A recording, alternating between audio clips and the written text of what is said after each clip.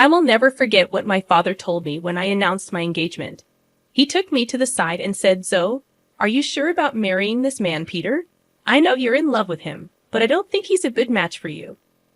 "Why are you saying this, Dad? He loves me and respects me. I don't care if he's not as well off as us. I know that, Zoe. You know, I built my riches from nothing. I would never disrespect the person who does not belong to my economic class. But Peter is a very sketchy man, and his mother is no different." "What do you mean, Dad? I don't understand." "Call it a father's instinct, so. This man doesn't love you. Yes, he showers you with affection, but always talks about how rich you are. I heard him flexing to his friends that he bagged the rich brat." Julia just laughed with him and agreed. "You must be mistaken, Dad. Peter would never say those things about me. Julia also loves me a lot. I'm sure she would scold Peter if he tried to joke like that." Sometimes I wish I had listened to my father. He didn't know what he was talking about. I was a stupid girl in love. My mother passed away 2 years before I got married. My dad was sick and wasn't long for this world. I was desperate to hold on to something that would give me the will to live. Peter and Julia became those people. My dad was a rich man. He made a series of good investments that made him very financially well off. I worked hard at my job and got a moderate salary as well. All in all, we were pretty comfortable in life. My husband Peter and his mom Julia weren't that well off. Yes, Peter did earn more than me, but he came from a very humble background. His field wasn't good enough to make him a millionaire. Peter did hold some resentment towards it. He and Julia liked sophisticated and expensive things. He often complained about not having enough money. I was always glad to help them out with the little allowance my dad gave me. I even let Peter and Julia move into my house after marriage, but neither Peter nor Julia were happy with my house. They said, "It's such a shame that you live in a small house. Your dad literally lives in a mansion. How come you bought such a small townhouse?" "I don't earn a lot, Peter. Dad lives in a mansion because he has lots of money. I'm a simple office employee earning a moderate salary. This house was difficult for me to buy as well. Dad helped me out with the down payment."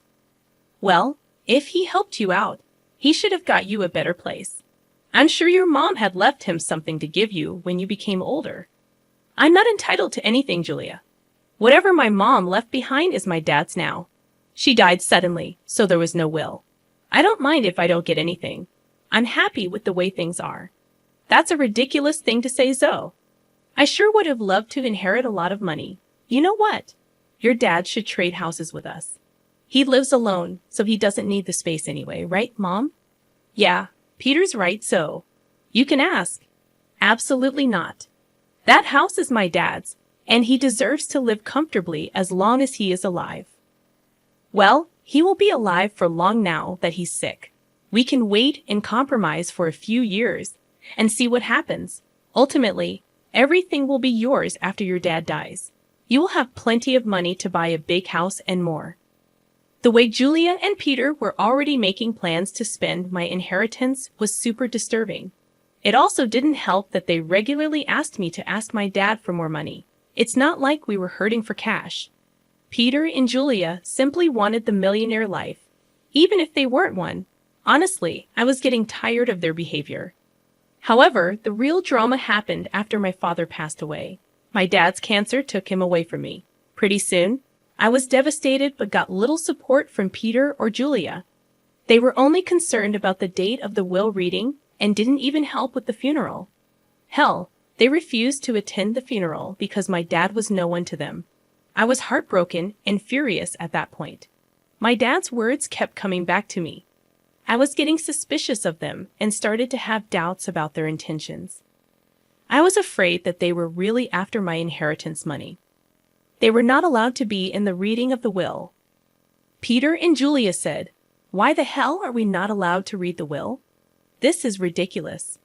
Lawrence was my own father-in-law." "Yes, this is ridiculous. We are family and should be present for this event. We have the right to know what Lawrence left in the will.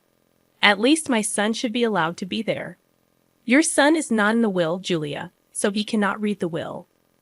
Why are you two so obsessed with inheritance?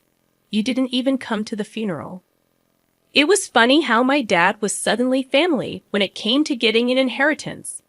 I was pretty annoyed at Julia and Peter. What was worse was that they started to hound me as soon as I got back from reading the will. They were not allowed to see the will. I had a hard time dealing with the grief of losing my father, but I got no words of support or sympathy from them. They simply wanted to know about my inheritance. Julia asked me, "So we have been wondering about something for a while now. How much inheritance did you receive from your parents? You must have got a lot of money. How much money did you get?" My parents unfortunately didn't leave me any money in my inheritance, so I received 0. What? You didn't get any money? But your parents were rich. They should have left you something. I don't believe that you didn't get any money. I'm sure you are lying to us, oh. There is no way your parents didn't leave you a single penny. No, Peter. There was no money in my inheritance. The will didn't even mention me getting any kind of money. You can check my bank balance in a few days and find out. But what about their riches? Who will get those? You are their only child. I don't know about that, Julia. The lawyer just told me that I didn't get any money. It's fine by me. It was my parents' money, and it's up to them who they would give it to. That is ridiculous. You need to fight for the money. It should be yours. There is no money, Peter. They didn't have much money in the end. Whatever was left was given to charity. They have been planning this for a while now. Julia and Peter looked very pissed by what I said. I had no idea why they were being this weird about my inheritance. I almost told them the full details, but something stopped me from doing it. There was this creeping doubt in my mind that my husband and mother-in-law were up to something. I waited for them to digest the news. When Julia and Peter kept pressuring me for more information, I put my foot down. I told them firmly that I didn't get any money and even offered to show them my account in a few days. Well, a month passed, and nothing showed up. In the meantime, Peter grew very restless and stopped being affectionate with me. He was always checking my account and constantly hounding me for information on my inheritance. I was starting to see where this was going. Finally, one day, I decided to put an end to it. I showed them my bank statements and said, "See, I told you that I didn't receive anything. I'm not hiding any secret inheritance money from you. Do you believe me now?" Wow, our years of hard work just went down the drain then. So his parents weren't rich, and she didn't even get $100 in the will. This is ridiculous. I can't believe this. I can't believe this either, Mom. I stayed in this marriage for nothing. I married Zoe for nothing. It was all a waste of time. What the hell does that mean, Peter? Why are you talking like this? Why do you think he's saying these things, Zoe? Who the hell would marry you without thinking about the money? My son simply married you so that we can bank on your inheritance. Now I see that you didn't even get a penny. I can't believe I wasted 5 freaking years on a useless girl like her. I could have done so much better. I was stunned to hear them speak that way about me. I could finally tell that Peter married me for money. My parents were right about him and his mom. They were freaking gold diggers. I was so freaking done with my husband and mother-in-law. I was breaking inside, but what they said next turned me into stone. Julia looked at Peter solemnly and said, "What is done, Peter. But now it's time for you to divorce Zoe. There is no reason why you should stay with her anymore. You will have time to find a new rich wife. This time, we will make sure she actually has some money to her name." Are you freaking kidding me, Julia? You are asking Peter to divorce me over money. Peter, are you going to listen to her? Of course, I would listen to her, Zoe. I married you so that I and my mom could have a comfortable life. We grew up poor, and I didn't even go to college. I had no way of earning a lot of money. So, you pretended to love me and then tricked me into marrying you. You thought that my parents would give me lots of money that I would readily share with you. Yes, that's what I thought. It was the only way I could give my mom the life she wanted. But now I see that my efforts were in vain. Mom's right. I need to divorce you and keep looking. I was stunned by what Peter said. He said those things so nonchalantly that I started to question my own sanity. Julia and Peter went on to express their frustration at my marriage and myself. I didn't hear a word after a while. I was too busy coming to terms with what they just threw at me. Their total lack of reaction and Peter's sudden shift in behavior were both depressing and angering to me.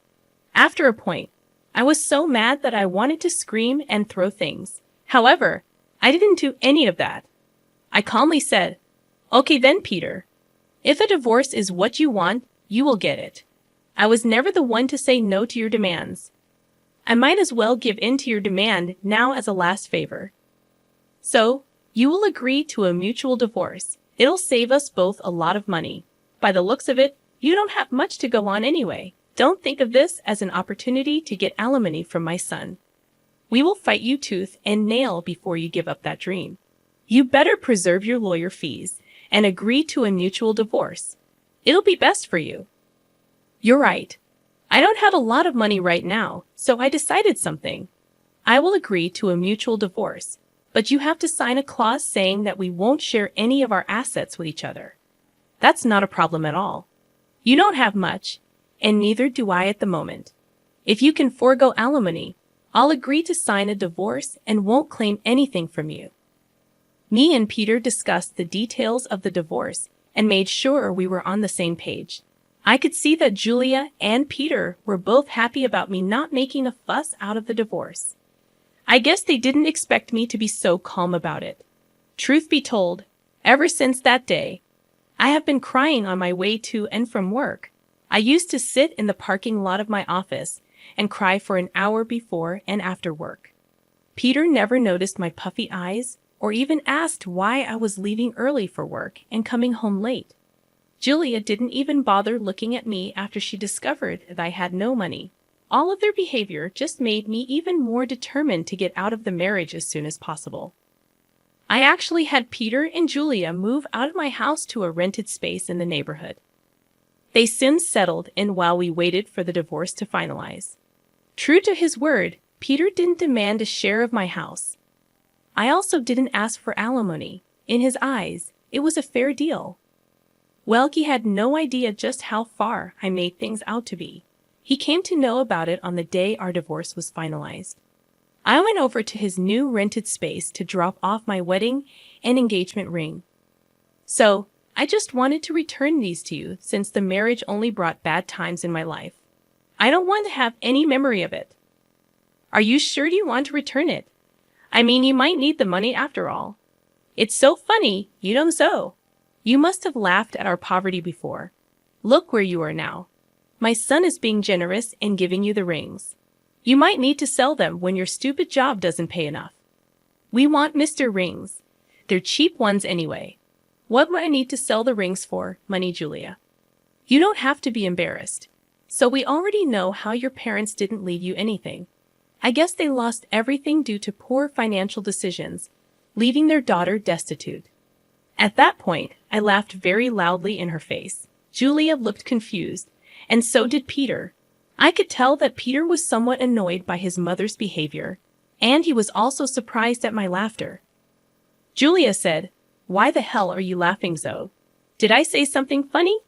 "It's freaking funny how you think I'm destitute, Julia. It's also funny that you think my parents lost all their fortune. Well, of course, you're destitute. Your parents didn't even leave you a penny. They surely messed up and ruined your life by not leaving you an inheritance." "I never said that I didn't get an inheritance, Julia. I simply told you that I didn't get any money. My parents did, in fact, leave me plenty of inheritance." "What the hell does that mean? You have an inheritance." I'm so confused. "My parents could see you and Julia for the little gold diggers you two are. So they made a secret clause in their will. It said that I would receive no monetary inheritance. Instead, I was given this entire neighborhood as my inheritance." "What? You own this neighborhood now. How is that possible?" "We would have known about your inheritance if this was true. We even signed the lease with an estate manager who didn't tell us the name of the owner. My parents wanted me to wait for a year before I got my inheritance. They wanted me to test you too and see if you are really with me for money or love. Well, of course, you failed the test. and now you won't get anything from me. Also, the estate manager was appointed by my parents to take care of the property before I inherited it. They were smart people, you know. That is impossible. I don't believe a word you're saying. You're just embarrassed because you don't have money anymore. Oh, really, Peter? Is that what you and your mother have concluded from this? Well, why don't you call your landlord and find out from him? Don't worry, we would do that. Then everyone will see just what a big liar you are. Julia and Peter called their landlord and asked about what I said. Since their landlord was the estate manager, he told them everything. Julia and Peter were stunned. They looked really panicked. After cutting the call, they said, "You lied to us. You tricked us into thinking that you don't have anything, but you own the entire housing society now. How dare you trick us so? You wanted all your riches to yourself, so you tricked Peter into divorcing you and made him sign papers that he wouldn't claim anything from you." I laughed at their audacity to turn this one on me. It was finally dawning on them that they had messed up royally, and now it was time for some sweet karma. I said, "It's funny you accused me of tricking you too, Peter. You tricked me into marrying you by telling me that you love me. Julia, you helped your son in this plan, and you were the one to tell him to divorce me. If anyone here was being a scammer, it was you two. As for my inheritance, you asked me how much money I got, and I answered truthfully. This was all a misunderstanding. So, what happened is in the past. Why don't we just try again in the new light? We did spend 4 years together. It would be a shame to throw it away. So now you want me back in your life. Funny how you were desperate to start afresh with a new girl. I hear that you are already seeing someone rich. Don't worry, I'll inform her about what a snake you are." Peter and Julia started to beg me not to mess up this new relationship. Peter told me that since I wasn't ready to give him another chance, I shouldn't mess up his future. I told him to freak off.